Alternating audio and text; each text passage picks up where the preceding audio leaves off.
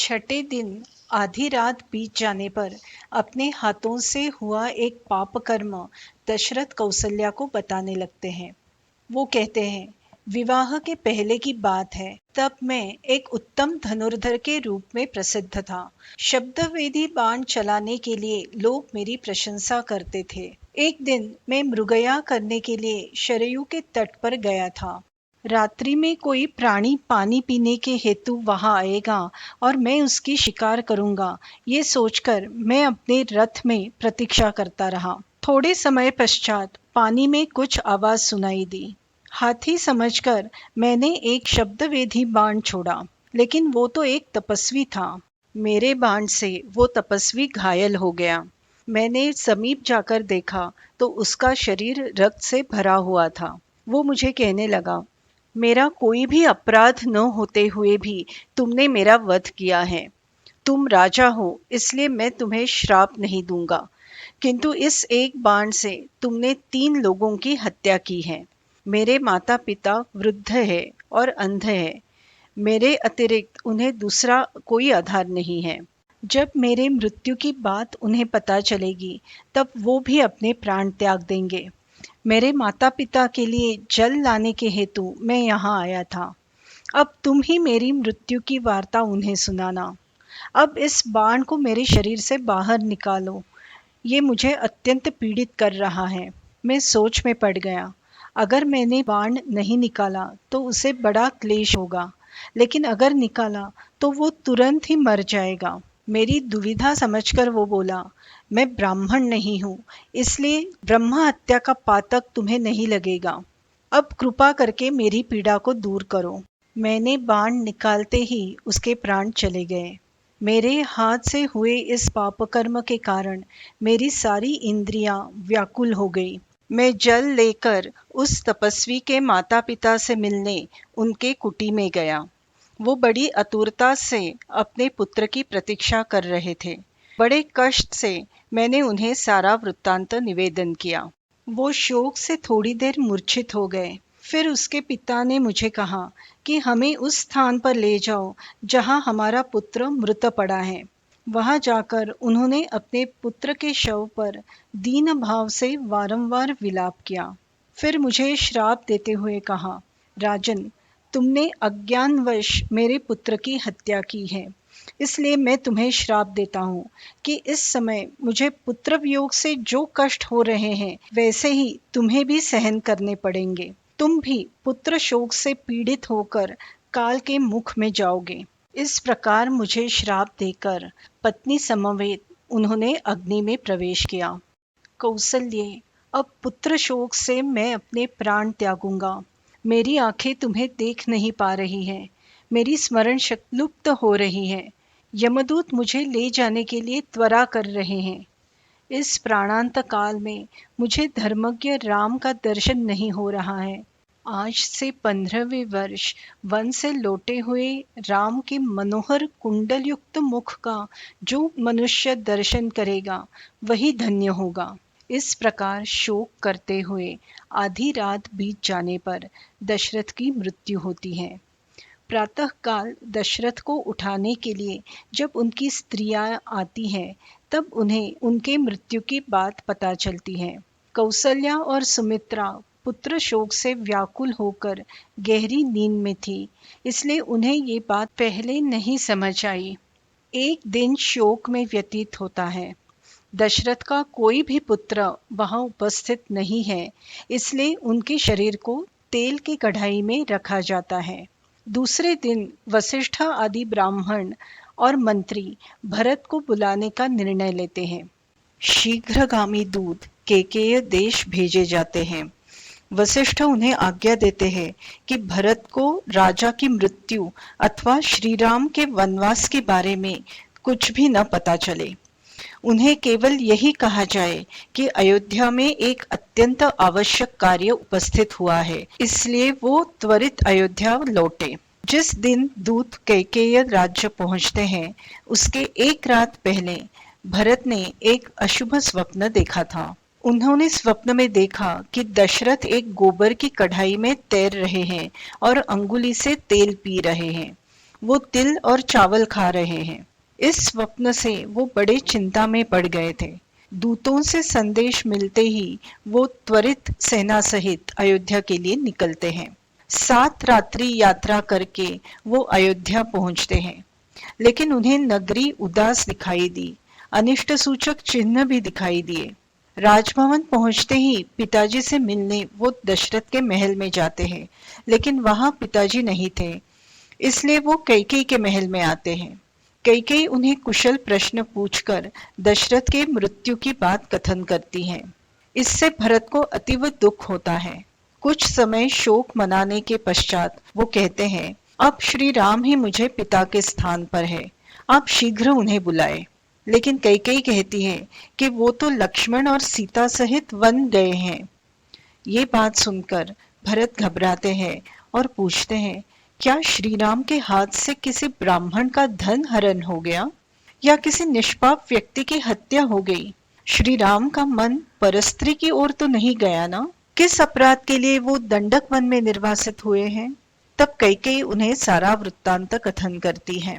कैकेयी की बात सुनकर भरत शोक संतप्त हो जाते हैं और कहते हैं, तुमने मेरा घात किया, तुम तो कुल का नाश करने वाली हो, तुम लोभी हो, राज्य के लोभ से तुमने ये क्या अनर्थ कर दिया। मैं राज्य का स्वीकार नहीं करूंगा, मैं वन जाकर श्री राम को पुनः अयोध्या ले आऊंगा। और भी कठोर वाक्ताड़न से वो कैकेयी की निंदा करते हैं। भरत अयोध्या पहुंच गए हैं ये जानकर कौसल्या शोक और क्रोध से उन्हें मिलने के लिए अपने महल से निकलती हैं। भरत भी कौसल्या को मिलने निकलते हैं। दोनों मार्ग में ही मिलते हैं।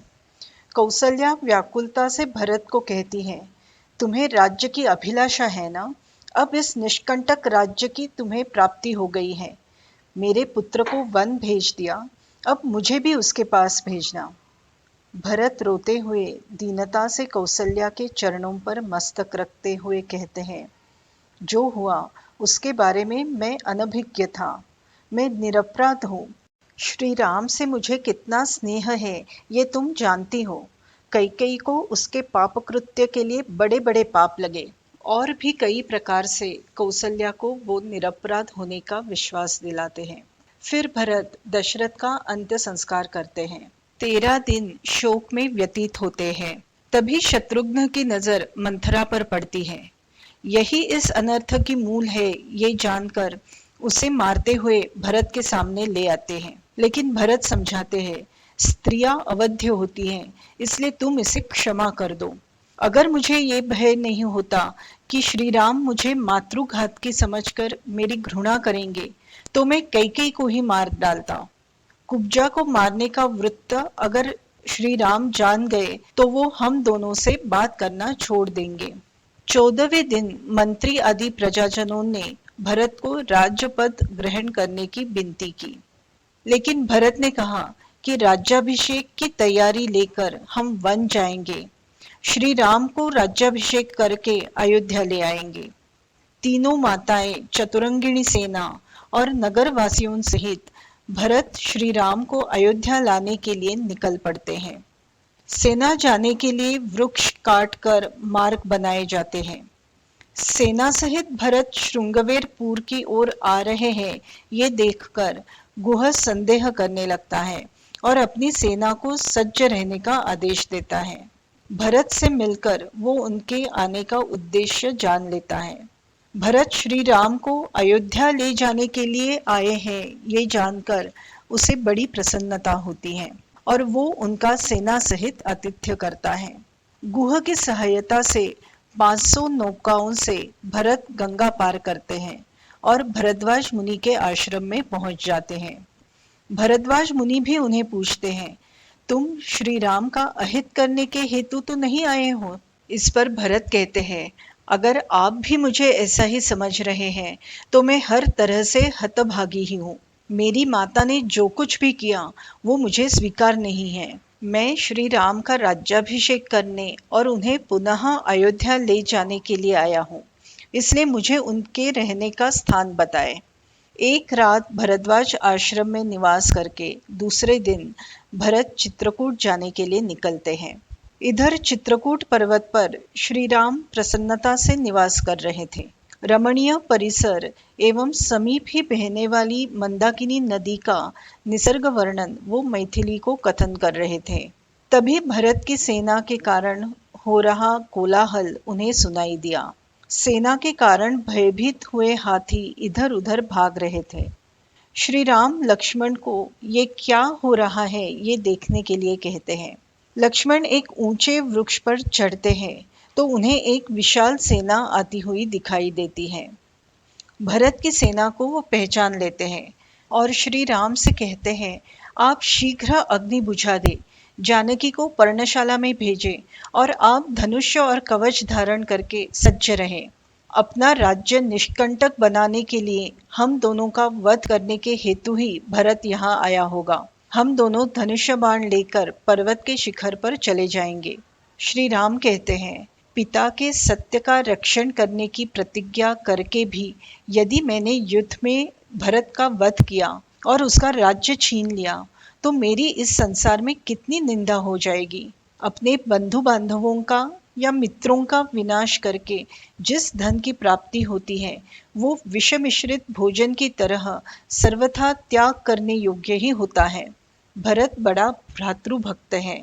मुझे तो ऐसा लगता है कि अयोध्या लौटकर जब उसे हमारे वन आने का वृत्त पता चला होगा तो कैकेयी पर कुपित होकर और पिताजी को प्रसन्न करके मुझे राज्य देने के लिए ही भरत यहाँ आया होगा। सेना सहित चित्रकूट पर्वत की तलहटियों में पहुंचकर शत्रुघ्न, भरत और गुह कुछ सहायकों के साथ पैदल ही श्री राम को खोजने के लिए निकलते हैं। थोड़ी दूर चल के भरत एक शाल वृक्ष पर चढ़ जाते हैं।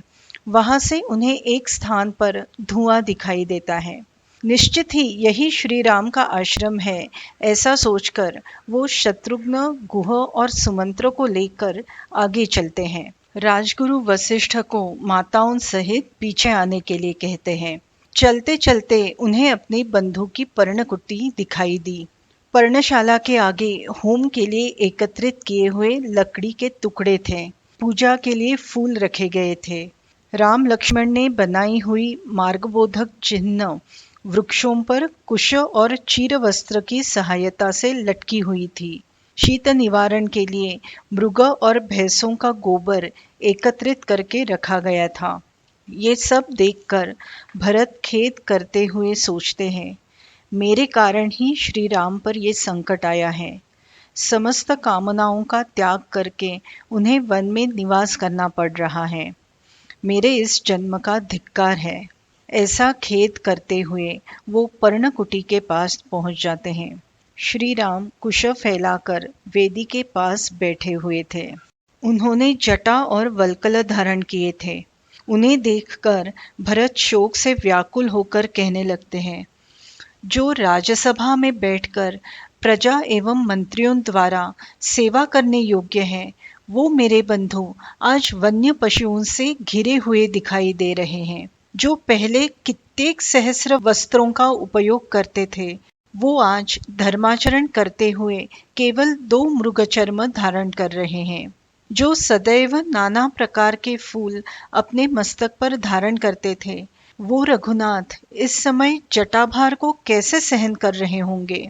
जिन्होंने शास्त्रोक्त यज्ञों के अनुष्ठान द्वारा धर्म का संग्रह करना उचित है, वो इस समय शरीर को कष्ट देकर प्राप्त होने वाले धर्म का अनुसंधान कर रहे हैं। जिनके शरीर की चंदन से सेवा होती थी, उनके शरीर पर ये कैसा मल जम गया है। जो सर्वथा सुख भोगने के लिए ही योग्य है, वो श्री राम मेरे कारण ही दुख में पड़ गए हैं।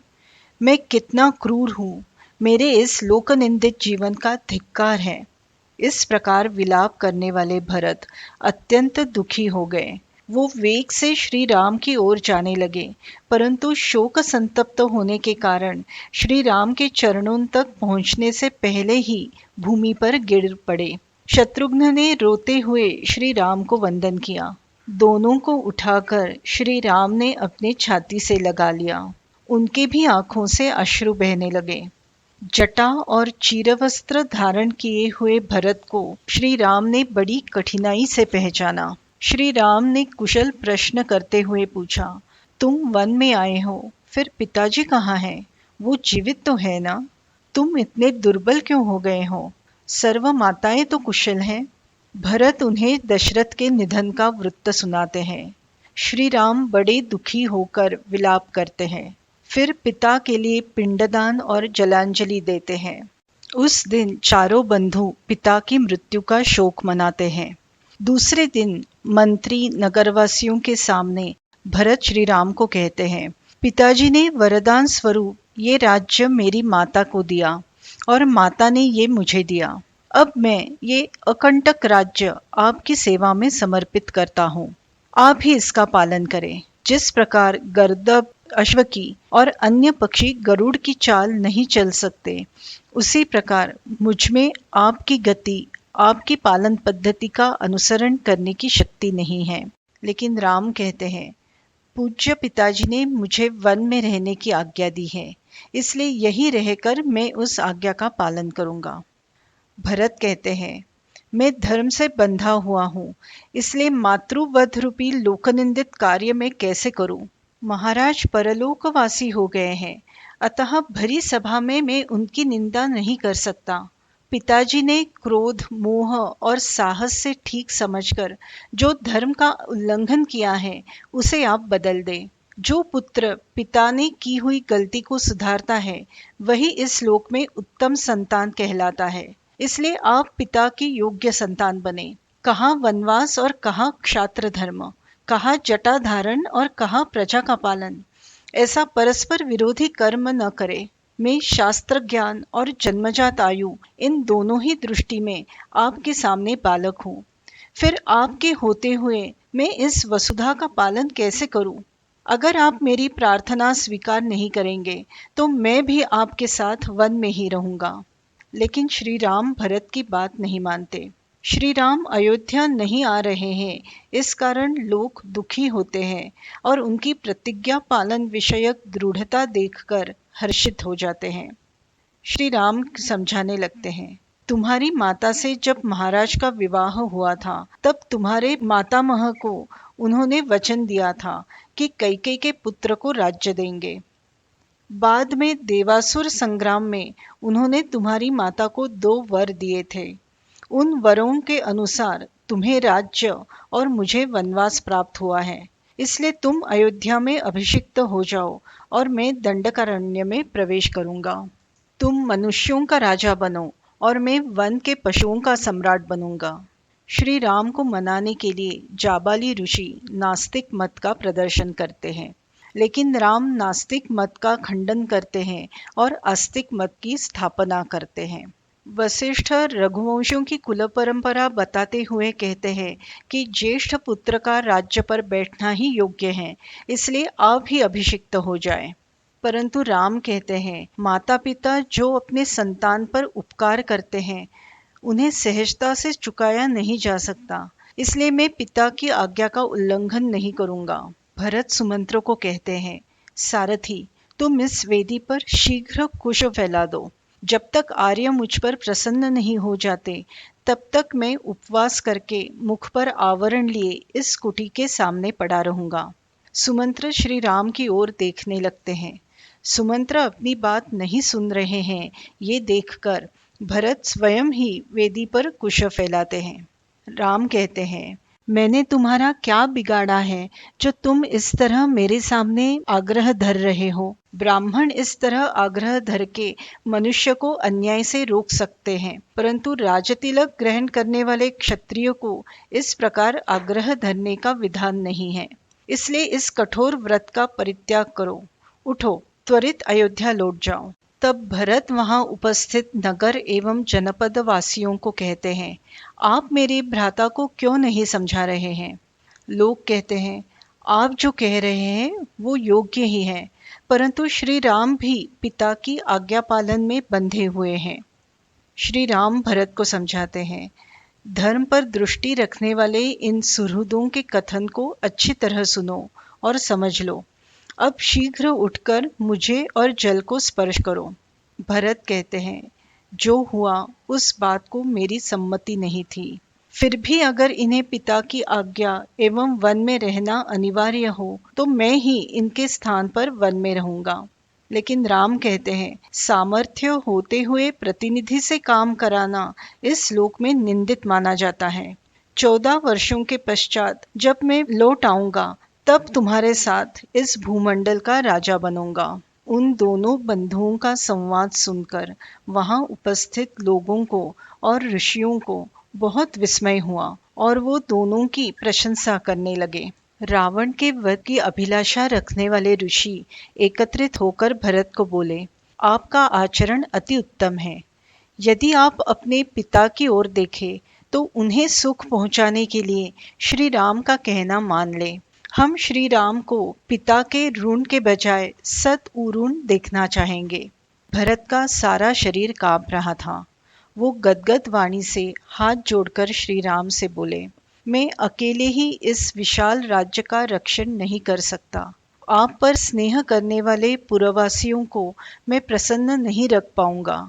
आप इस राज्य का स्वीकार करके किसी अन्य व्यक्ति पर इसका भार डालें। लेकिन राम कहते हैं, तुमने जो ये स्वाभाविक विनयशील बुद्धि प्राप्त की है उसके द्वारा तुम समस्त भूमंडल का रक्षण करने के लिए पूर्णतः समर्थ हो जाओगे।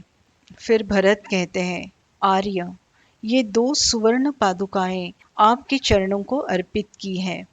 आप इस पर आपके चरण रखें, यही सर्व जगत के योगक्षेम का निर्वाह करेंगी। श्री राम उन पादुकाओं पर चढ़कर पुनः नीचे उतरते हैं और वो पादुकाएं भरत के स्वाधीन करते हैं।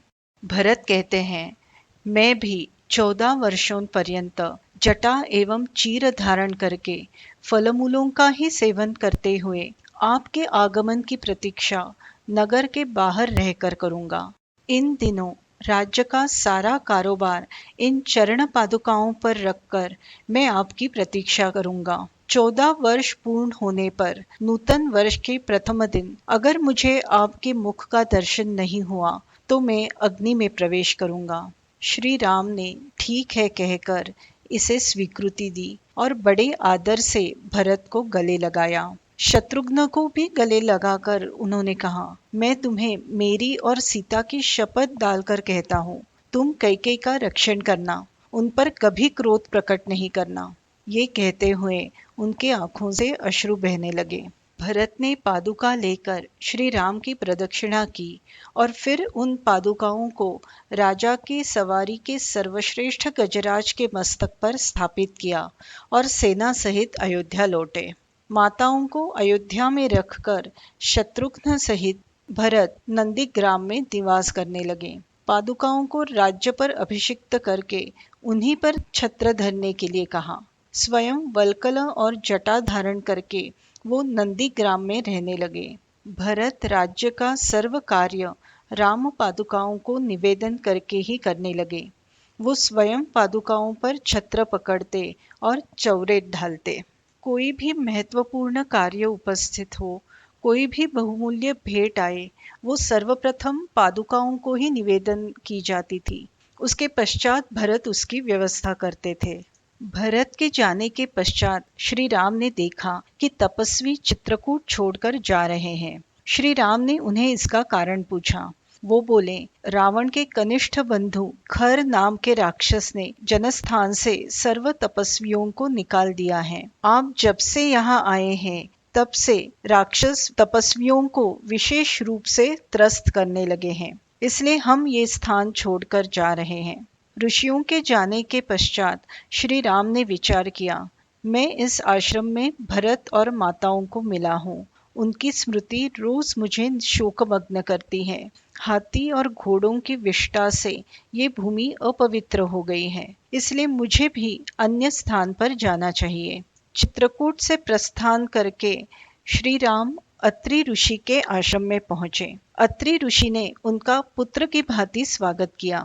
पत्नी अनसुया के महान तप का परिचय दिया। अनसुया ने सीता की बहुत प्रशंसा की और उसे पातिव्रत्य धर्म का उपदेश दिया। सीता पर प्रसन्न होकर उसे वर मांगने के लिए कहा, परंतु सीता कहती है, आपकी भेंट हुई, आपकी बातों से ही मेरा प्रिय हो गया है। सीता की निर्लोभता देखकर उन्हें और भी हर्ष होता है। वो सीता को एक सुंदर हार, दिव्य वस्त्र, आभूषण, अंगराग और बहुमूल्य अनुलेपन देती हैं। सीता से उसके स्वयंवर की कथा सुनती हैं।